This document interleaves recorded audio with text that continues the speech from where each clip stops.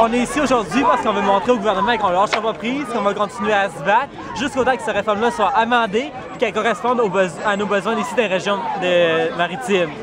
De plus, on a envoyé une lettre à la ministre Fenley pour qu'elle vienne nous rencontrer ici, parce que dans sa tour d'ivoire à Ottawa, elle ne voit pas ce qui se passe, elle ne voit pas nos réalités que nous vivons ici.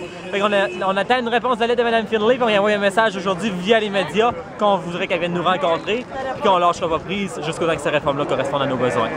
Parce que c'est une manière pour le gouvernement d'essayer de mettre plus d'argent dans leur poche. Ils font des règlements, puis ils les changent à mesure que ça va.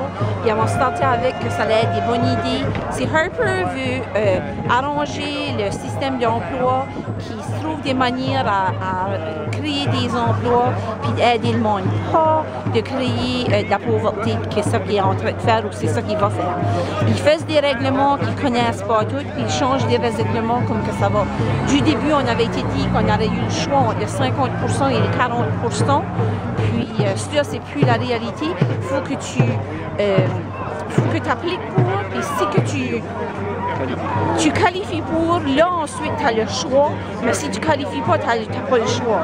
Puis si tu qualifies, tu veux la vieille manière, ça a l'air que les ordinateurs d'aujourd'hui ne sont pas bons assez pour pouvoir savoir la différence. Il faudra utiliser le vieux système d'envoyer des formes par la poste à toutes les 2 semaines, parce que les ordinateurs de 2013, c'est pas avancé assez pour pouvoir faire la distinction entre quelqu'un qui a le 40% et le 50%. Ça, c'est juste une petite affaire de leur réforme.